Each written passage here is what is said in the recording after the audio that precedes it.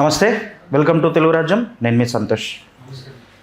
YS Jaganmohan Reddy గారు మావిగన్ ప్రతిపాదనపై weekend with RK ఎపిసోడ్లో రాధాకృష్ణ గారు సంచలన వ్యాఖ్యలు చేశారు. అసలు ఏం చేశారు అనే విషయంపైన మాట్లాడడానికి మన ముందున్నారు భరద్వాజ్ గారు.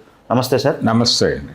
సార్, రాధాకృష్ణ గారు వీకెండ్ విత్ ఆర్కే ఒక ఎపిసోడ్లో సంచలన వ్యాఖ్యలు చేశారు సార్. లైక్ ఎట్లా అంటే భార్యాభర్తల విషయం జగన్ గారు చెప్తే భార్యాభర్తలను కాదు అన్నట్టు మాట్లాడారు.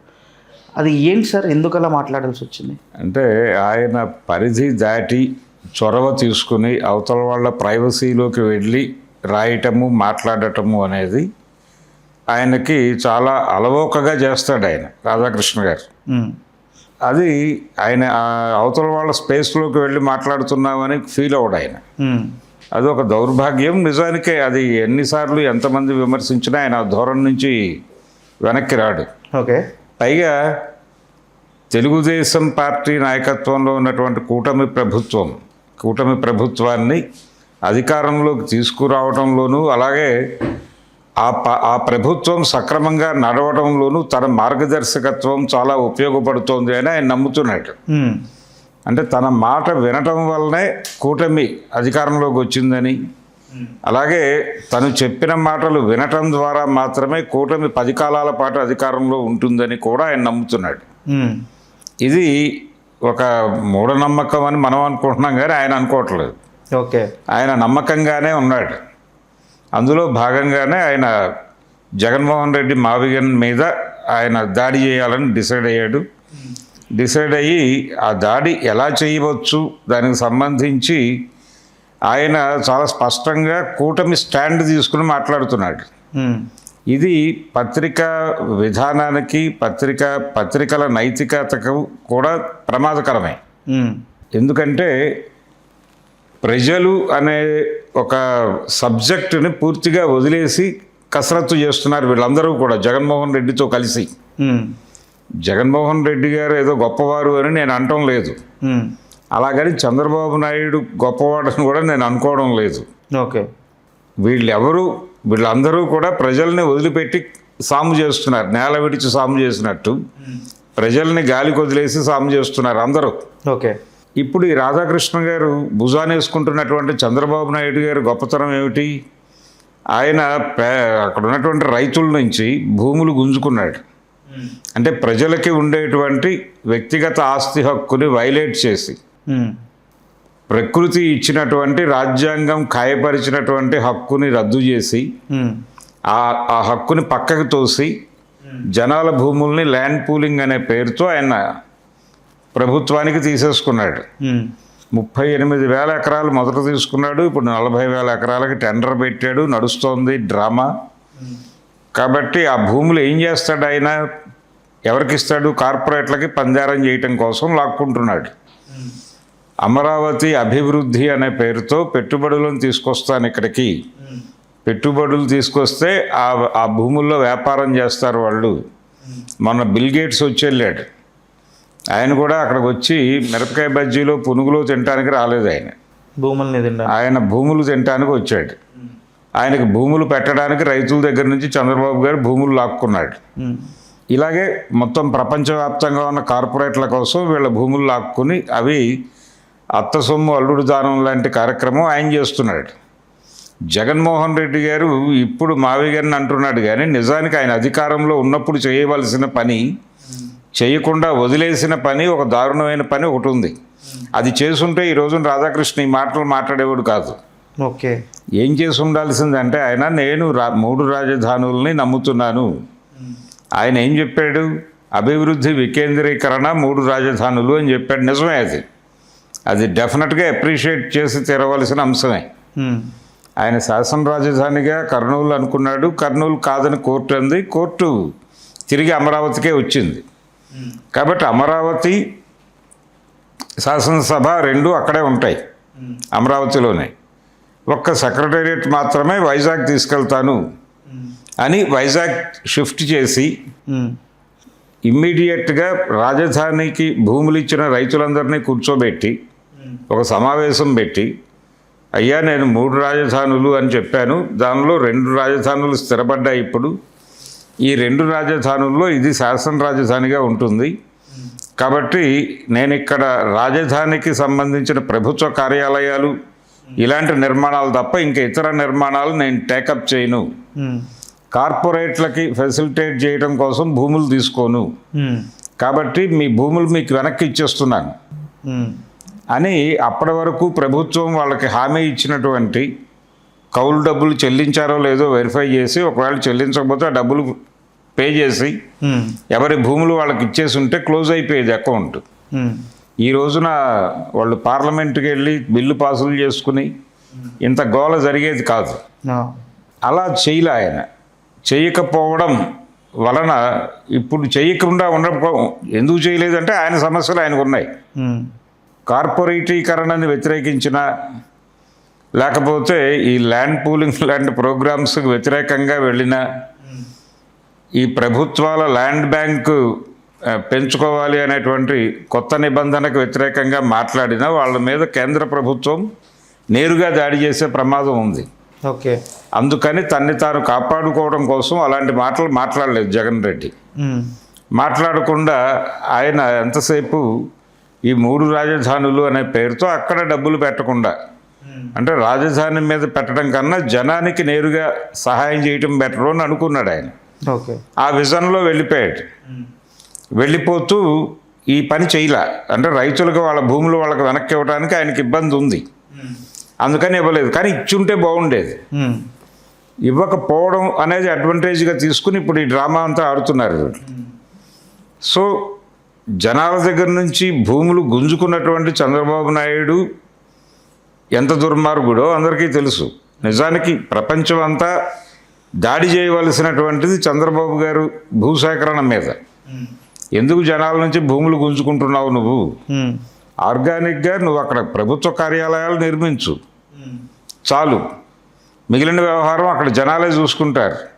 వచ్చిన వాళ్ళకి అకామిడేషన్, ఇల్లు కట్టుకుంటారు, అద్దెలకు ఇచ్చుకుంటారు, వాళ్ళకి డబ్బులు కావాలి కదా. వచ్చిన అవకాశాన్ని వినియోగించుకుంటారు వాళ్ళు కూడా. వాళ్ళ పొలాల్లోనే ఇళ్ళు నిర్మిస్తారు, అద్దెలకు ఇచ్చుకుంటారు, ఆ అద్దె డబ్బులు వాళ్ళే తీసుకుంటారు, మీకు పనులు కడతారు. మీరెందుకు వాళ్ళ స్థలాలు తీసుకుని వాళ్ళకి బిల్డర్ అగ్రిమెంట్ ఇచ్చి 60-40 రేషియోలో మీకు నిర్మాణాలు చేసి పెడతామని మీరెందుకు చెప్పాలి? ప్రభుత్వం ఆ పని మానేసి బాధ్యతగా పరిపాలనా వ్యవహారాలు చూసుకోవచ్చు కదా. కానీ అది చేయకుండా ఎందుకు జనాల భూములు లాక్కుని దానికి బిల్డర్ అగ్రిమెంట్లు ఎందుకు ఇస్తున్నారు చంద్రబాబు గారు అని నిలదీస్తాడా ఈ రాధాకృష్ణ? అది నిలదీయడు. ఆయన మావిగారిని అన్నాడని ఆయన నిలదీస్తాడు.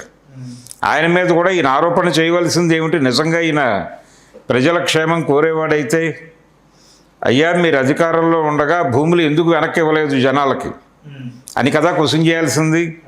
అది అడగడు. భూములు తీసుకోవడం ఈయనకు ఆనందమే.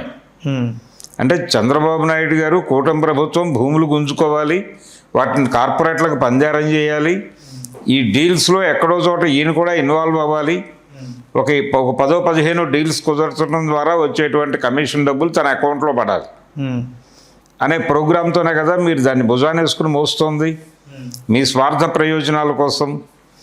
ఈ దేశంలో కార్పొరేటీకరణ జరుగుతోంది, కార్పొరేట్లను ఫెసిలిటేట్ చేయటం కోసమే ప్రభుత్వ కార్యక్రమాలన్నీ సాగుతున్నాయి అనే విషయాన్ని పక్కన పెట్టి మాట్లాడే వాళ్ళు ఎవరైనా సరే ప్రజలకు ద్రోహం చేస్తున్న వాళ్ళుగానే చూస్తాను నేను. ఇందులో చంద్రబాబు నాయుడు మినహాయింపు కాదన్న, అంటే నిజానికి అమరావతి లేదు అన్నప్పుడు జగన్మోహన్ రెడ్డిలో హీరో కనిపించాడు. కానీ 3 రాజధానులు అనే పేరుతో ఆయన ఇంకా ల్యాండ్ పూలింగ్ ప్రోగ్రామ్స్ ఏమి మొదలు పెట్టలే. కానీ తీసుకున్న భూములు వెనక్కి ఇచ్చుంటే చాలా బాగుండేది అనేది నా పర్సనల్ ఒపీనియన్. ఓకే. ఆ పని చేయలేదు ఆయన. చేసుంటే చాలా అద్భుతంగా ఉండేది. జనాలు ఆయన భుజానికి ఎక్కించుకునేవారు.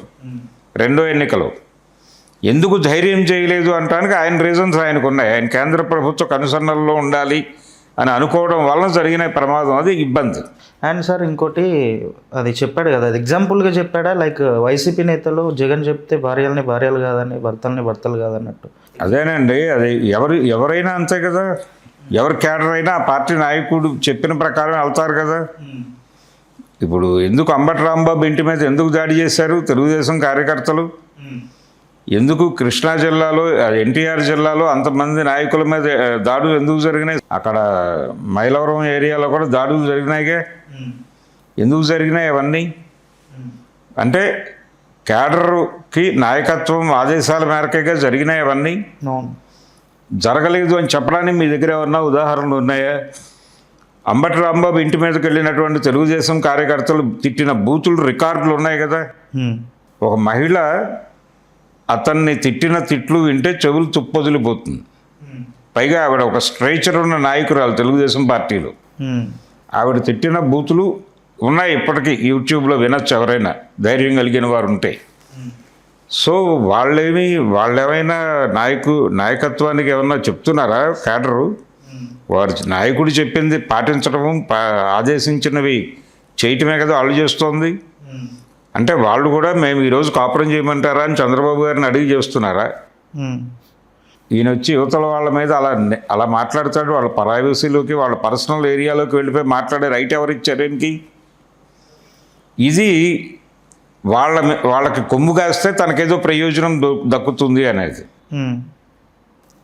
ఈ కార్యక్రమం జరగటం వలన, ఈ కార్పొరేటైజేషన్ అనే కార్యక్రమంలో తాను కూడా ఆ యంత్రంలో ఒక ఇరుసుగా మారి దాని నుంచి వచ్చిన ప్రయోజనాల్లో కొన్ని ప్రయోజనాలని తన వైపు మళ్లించుకోవడం అనే స్కీమ్లో భాగంగా రాధాకృష్ణ గారు చెలరేగిపోయి రాశాడు. నిజంగా ఆయనకు ప్రజల పట్ల ప్రేమ ఉంటే, ప్రజల పట్ల ప్రేమ ఉన్నవాడు ఎవడైనా సరే కార్పొరేటైజేషన్కి వ్యతిరేకంగా మాట్లాడాలి. కార్పొరేట్లను తీసుకురావడం ద్వారానే ఈ దేశంలో అభివృద్ధి సాధ్యం అని లొంగిపోయిన మావోయిస్టులు కూడా మాట్లాడటం మనం చూసాం. అవును. ఆయన వేణుగోపాల్ మాట్లాడాడు, ఆసన్న మాట్లాడాడు. అది కూడా దుర్మార్గమే. ఇక్కడ పెట్టుబడులు తీసుకుందాం, కానీ ఇక్కడ ప్రజలని పట్టించుకొని అభివృద్ధి ఇక్కడికి రావడం వలన ప్రయోజనం ఎవరికి? ఇప్పుడు ఆ భూములు ఇచ్చినటువంటి రైతులకి ఏమిటి ప్రయోజనం? వాళ్ళకి దొరికేది ఏమిటి? అక్కడ వచ్చే కంపెనీల్లో కానీ ఫ్యాక్టరీల్లో కానీ వీళ్ళకి ఇచ్చేటువంటి ఉద్యోగాలు కానీ లేకపోతే వాటాలు కానీ వాళ్ళకు తద్వారా వాళ్ళకు వచ్చే ఆదాయం ఏమిటి? దీని గురించి ఎవరు మాట్లాడరు. ఈ భూములు కోల్పోయిన వాళ్ళకి నిజంగానే అందులో ఉద్యోగాలు దొరుకుతాయా, ఉపాధి అవకాశాలు ఉంటాయా అంటే ఉండవు. ఎందుకంటే ఆ పెట్టే కంపెనీలో పనిచేసే స్థాయి ఎడ్యుకేషన్ మీకు లేదు. అందుకని మీరు అందులో పాయికానాలు కడిగే ఉద్యోగమో, టేబుల్ మీద ఫైల్స్ తిప్పే ఉద్యోగమో చేయాలి. ఓకే. అంటే బాయ్ ఉద్యోగాలు, స్వీపర్ ఉద్యోగాలు ఇలాంటివి మీకోసం ఉంటాయి రిజర్వ్ అయ్యి. అక్కడ మిగిలిన ఉద్యోగాలన్నీ పై స్థాయిలో వాళ్ళే తెచ్చుకుంటారు ఎక్కడి నుంచో, మీకు సంబంధం లేని ప్రాంతాల నుంచి. వాళ్ళెవరో వ్యాపారం చేసుకోవడానికి మీ భూములు ఎందుకు ఇవ్వాలి అప్పనంగా? మీరు ఉచితంగా ఇవ్వాలి. మీకేమో ఎకరానికి ఇంత భూమి అని ఇస్తాడు ఆయన. ఒక 1300 గజాలు ఏదో ఇస్తారు, కొంత రెసిడెన్షియల్ కొంత కమర్షియల్ అని. ఈ రెసిడెన్షియల్ కమర్షియల్ కూడా వాళ్ళే కొంటారు నెమ్మదిగా. 4 రోజులు పోయాక జనాలు వీధుల్లో ముష్టివాళ్ళుగా మిగులుతారు. ఓకే. ఇది చంద్రబాబు చెప్తున్న అభివృద్ధి. ఆ అభివృద్ధి నమూనాని కాదన్నందుకు జగన్మోహన్ రెడ్డికి ఆ రోజున జై కొట్టాము అందరం. నిజమే, జగన్మోహన్ రెడ్డి చేస్తోంది మంచిదే అని. కానీ జగన్మోహన్ రెడ్డి ఏం చేసి ఉండాలి? జనాల పట్టాలు జనాలకు ఇచ్చేసి ఉంటే పోయేది. ఇవ్వాల ఆయన అలాగే హోల్డ్ చేసి పెట్టుకున్నాడు, నిరుపయోగంగా పెట్టుకుని చివరికి తాను ఓడిపోయాడు. మళ్ళీ డిష్ అక్కడికి వెళ్ళింది చంద్రబాబు ముందుకి. ఆయన పద్ధతిలో బిల్ పాస్ చేసుకున్నాడు. ఓకే. ఇదేం పెద్ద కష్టమేం కాదు, రేపు మేము అధికారంలోకి వచ్చినా బిల్ పాస్ చేసుకోగలమని మాట్లాడుతున్నారు వాళ్ళు, వైసీపీ వాళ్ళు, బొత్స సత్యనారాయణ గారు ఇలాంటి వాళ్ళు. అది కూడా అయ్యే పని కాదు. ఎందుకంటే మీకు ఢిల్లీలో బిల్లు మూవ్ చేసేంతమంది ఎంపీలు మీ వెనకాల ఉండరు. ఒక జాతీయ పార్టీ అండ ఉంది కాబట్టి సాధ్యమవుతోంది. అదే జాతీయ పార్టీ రేపు మాకు కూడా సహకరిస్తుంది అనుకుంటున్నారు వీళ్ళు. ఇప్పుడు సహకరించి అప్పుడు సహకరిస్తే ఆ పార్టీని ఇక్కడ పాతరేస్తారు కదా జనాలు. తెలంగాణ ఆంధ్రప్రదేశ్లో ఆ జ్ఞానం బీజేపీ నాయకత్వానికి ఉంటుంది కదా. అందుకని వాళ్ళు ఆ పని ఎందుకు చేస్తారు? మీరు ఎందుకు ఆ మాటలు మాట్లాడాలి, ఓవర్ స్టేట్మెంట్లు? అందుకని ఇటువైపు నుంచి కూడా తప్పులు జరుగుతున్నాయి, నేను జరగటం లేదు అనటం లేదు. వైసీపీ వైపు నుంచి కూడా కొన్ని మిస్టేక్స్ దొరుకుతున్నాయి. ఎక్కడ టార్గెట్ చేయాలి, ఎవరి దగ్గర నుంచి ఏ విషయం తెలుసుకోవాలి, ఎవరితో కలిసి ఏ యుద్ధం చేయాలి అనే దాని మీద వాళ్ళ క్లారిటీ లేదు ఇప్పటికీ. దానికి కారణం ఏంటంటే ఢిల్లీతో తలబట్టడానికి వీళ్ళు సిద్ధంగా లేకపోవడం. ఓకే. అది ప్రిపేర్ అయిపోవాలి, ఇంక అనవసరం. వీళ్ళు ఆల్రెడీ మీ మీద దాడులు చేయడానికి సిద్ధపడిపోయారు. ఏ విధంగానైనా మిమ్మల్ని పొలిటికల్గా ఎలిమినేట్ చేయడానికి పెద్ద కాన్స్పిరసీ చేస్తున్నాడు ఆయన చంద్రబాబు. దానికి వ్యతిరేకంగా వైసీపీ ప్రాపర్గా కనుక రియాక్ట్ అయి నిలబడితే వీళ్ళు కొంత భయపడే అవకాశం ఉంది. కానీ వాళ్ళు అలా రియాక్ట్ అవ్వట్లా. అదొక గందరగోళం ఉంది అక్కడ. సో వాళ్ళ స్వయంకృతాపరాధమే ఉంది. వైసీపీ స్వయంకృతాపరాధం వల్లనే చంద్రబాబు నాయుడు చెలరేగుతున్నాడు. ఓకే, ఇప్పటికైనా అవి సవరించుకునే ప్రయత్నం వాళ్ళు చేయట్లా. చేస్తే బాగుంటుంది. అలా సవరించుకుని జనం పక్షాన నిలబడాలి. కార్పొరేట్లకు వ్యతిరేకంగా నిలబడగలిగిన స్థైర్యం మీకుంటే. ఇప్పుడు ఈ వ్యవహారంలో సీరియస్గా పట్టించుకోవాల్సిన అంశాలు ఏంటంటే, ఒకటి, ఇక్కడ ఎవరైనా సరే కార్పొరేటైజేషన్కి వ్యతిరేకంగా పెడితే మేము క్షమించాము, వాళ్ళ మీద అన్ని విధాలా దాడులు చేస్తాం, అలా కనిపించినా చాలు.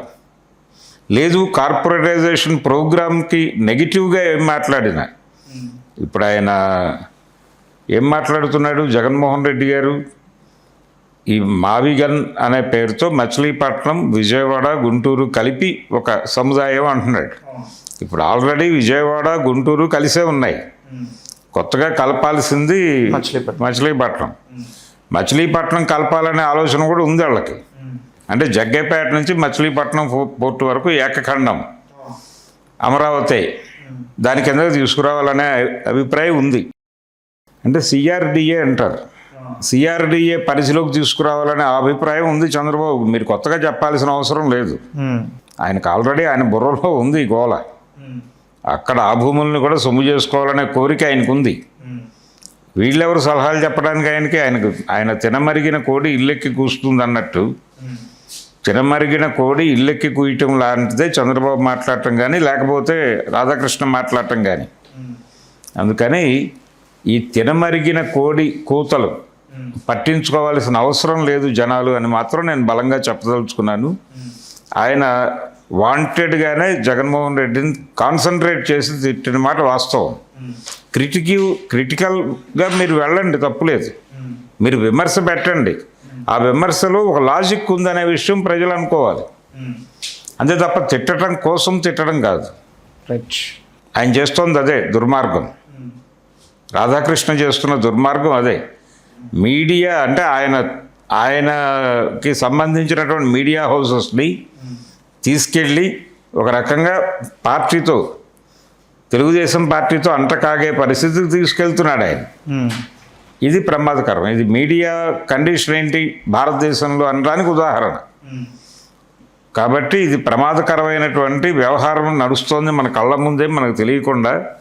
కొంచెం ప్రజలు దీన్ని పట్టించుకుని దాడి చేయాల్సిన అవసరం అయితే ఉంది. Right. Thank you sir. Thank you so much. Thank you. Hello, Telugu రాజ్యం ఛానల్ చూస్తున్నారా?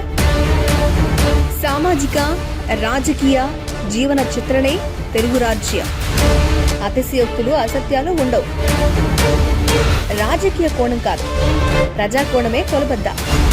తెలుగు రాజ్యం వీక్షణ మీ ఉత్తమ అభిరుచికి నిదర్శనం.